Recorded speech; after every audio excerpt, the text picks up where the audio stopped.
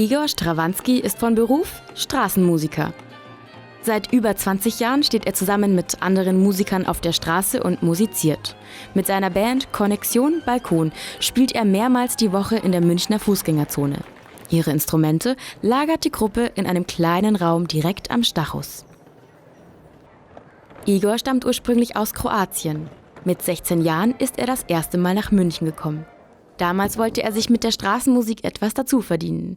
Für sein Geigenstudium ist er dann ganz in München geblieben. Ich habe studiert in Zagreb und Krieg hat angefangen und dann wollte ich nicht mehr zurück und dann habe ich mich hier beworben, habe ich eine Aufnahmeprüfung gemacht und dann habe ich studiert. Ich wollte lernen, ich wollte alles richtig machen und dann um 7 hat es angefangen und morgens und um 12 abends war Schluss, bis ich sogenannten Burnout bekommen habe und dann habe ich ein bisschen was geändert. Stundenlanges Üben und das strikte System des Konservatoriums brachten Igor kurz vor den Burnout. Er entschied sich gegen eine klassische Karriere als Profimusiker und widmete sich verstärkt der Straßenmusik. Seit 1999 ist er der Kopf der Gruppe Connexion Balkon. 1, 2, 3, 4, 5. Psst. Hallo, Sie. Ja, Sie. Sind Sie auch auf dem Weg zur Arbeit? Also wir lieben unsere Arbeit. Unser Beruf ist Musiker. Oh ja, ja, ja, oh ja, ja, ja. Das ist harte Arbeit und wir spielen jeden Tag. Mindestens ein Konzert. Auf unserer Bühne, der Straße. Bühne der Straße. Die Connexion Balkon ist mittlerweile ein fester Bestandteil der Münchner Fußgängerzone. Igor beherrscht den Beruf des Straßenmusikers inzwischen nahezu perfekt. Ich versuche das so professionell zu machen und alle diese Vorteile und Nachteile, alles was da passiert, also so zu machen, dass einfach man Geld verdienen kann und dass man auch gar nicht viel Stress hat und dass man auch Spaß hat und versucht das alles zu verbinden. Das ist einfach ein Job wie jeder andere. Und zu diesem Job gehören auch Aufgaben wie eine Location finden, sich mit anderen Musikern absprechen, Marketing, Organisation der Band und, ganz wichtig, eine Genehmigung von der Stadt besorgen. Und das jeden Tag aufs Neue. Man braucht eine Genehmigung hier zu spielen. Und es ist im Sommer, besonders August, so schlimm, weil es gibt eine begrenzte Zahl. Dann kommen die Leute sogar schon übernachten da. Und eine von uns war heute Nacht, ganze Nacht da und jetzt hat verschlafen. Und die Polizei hat die schon gesehen, hat uns überprüft. Und ich kann jetzt hier nicht spielen, weil die wissen, ich habe denen gesagt, Kollege kommt, aber wenn wir jetzt anfangen und Genehmigung nicht da ist, habe ich ein Problem. Auch es regnet ein bisschen, muss man einfach in einen Platz gehen, wo man angeblich keine braucht. Normalerweise spielt die Connexion Balkon am Marienplatz.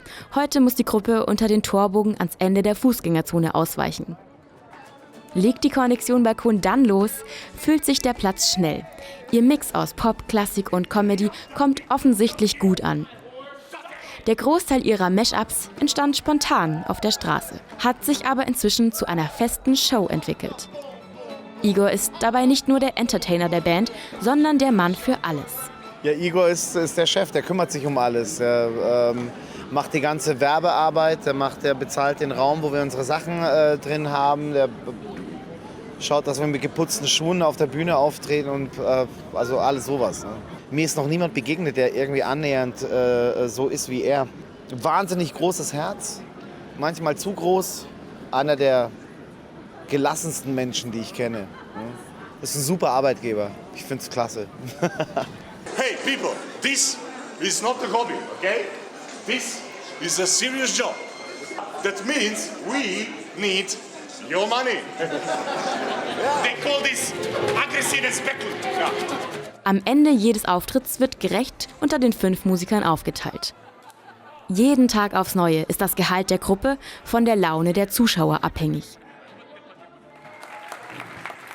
They're so funny and they mix the songs together. The violin guy is amazing. He's the best. Yeah. He'd be a good stand-up comedian too.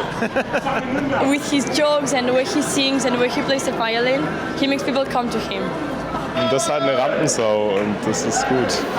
Früher war ich jeden Tag hier, jeden Tag. Immer wenn sie gespielt haben. Ich habe schon gefragt, wann die immer spielen. Und bin ich immer genau an den Tagen am Abend gekommen. Habe meine Mom immer überredet, dass ich länger draußen bleiben darf, nur wegen denen.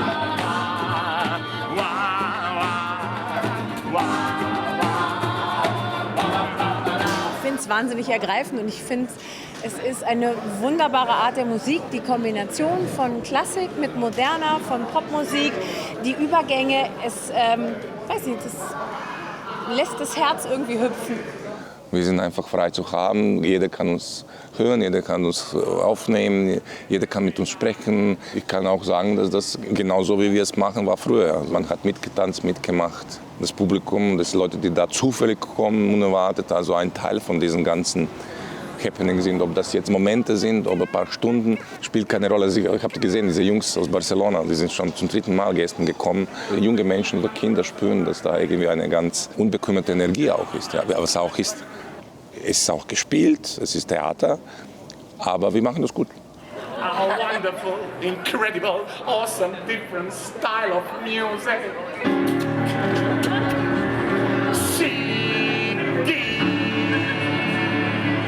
Er will Entertainment, aber wenn du ihn privat kennst, dann ist er eigentlich auch ein ganz ruhiger, offener Mensch, der ein bisschen spirituell veranlagt ist. Er ist sehr interessiert, was sehr man offen. so macht, wie es einem selber geht, was einen bewegt. Sehr tolerant, merkt man ja hier auch. Egal, wie die Menschen da so sind, er geht auf die Leute ein und macht eine gute Sache. Den Ausgleich zu seinen Auftritten findet Igor in der Natur. Schon während des Studiums hat ihm der Platz an der Isar Kraft und Ruhe gegeben. Hier zeigt sich seine nachdenkliche und spirituelle Seite. Die Energie, die du von den Menschen bekommst, darf man nicht unterschätzen. Also ich brauche immer ein paar Stunden nach dem Gig ein bisschen. Und dann meistens von Kollegen nehmen entweder Alkohol oder Kiffen oder keine Ahnung was. Also es ist nicht lustig, dieser Platz. Hat etwas ganz Kräftiges, powerful. Ja. Man wird auch da ein bisschen demutig, glaube ich. Hat man auch so ein bisschen Respekt schon. Für Igor war die Straße als Bühne auch ein Weg, seine frühere Auftrittsangst zu bewältigen. Seiner Meinung nach ist das Spielen auf der Straße die beste und ehrlichste Schule für jeden angehenden Musiker. Du kannst auf der Straße also sehr viele Sachen lernen, ob das jetzt Vorspielen von anderen Menschen und diese Angstbewältigung. Zum Beispiel auf der Straße habe ich nie Angst, ja, weil die Straße ist, mir persönlich gibt jetzt kein Gefühl, dass du jetzt keine Fehler machen darfst. Darfst du einfach vorbeischießen und runterfahren und keine Ahnung was. Die Leute lachen, das ist wichtig, wie du das mit umgehst. Aber stell dir vor, passiert das auf der Bühne, ja. Manchmal wäre Igor gerne Dozent für Straßenmusik. Der Lehrer, den er sich immer gewünscht hat, der nicht das stupide Auswendiglernen in den Vordergrund rückt, sondern den Menschen und sein Instrument. Die Instrumente oder Musik, glaube ich, dienen in erster Linie dazu, also dass man einfach begreift und lernt, wo ist der Mensch eigentlich, wo bist du eigentlich, was machst du. Und das Instrument, wie gesagt, hilft uns da sehr schnell und direkt, lügt nicht, ist ganz ehrlich, was du ihm gibst. Was gibt er dir zurück? Begegnung mit Musik oder Begegnung mit Instrument ist so wie Begegnung mit dem Leben. Es ist eine ganz schnelle, einfache, schönste, direkteste Art, sich und das um sich kennenzulernen.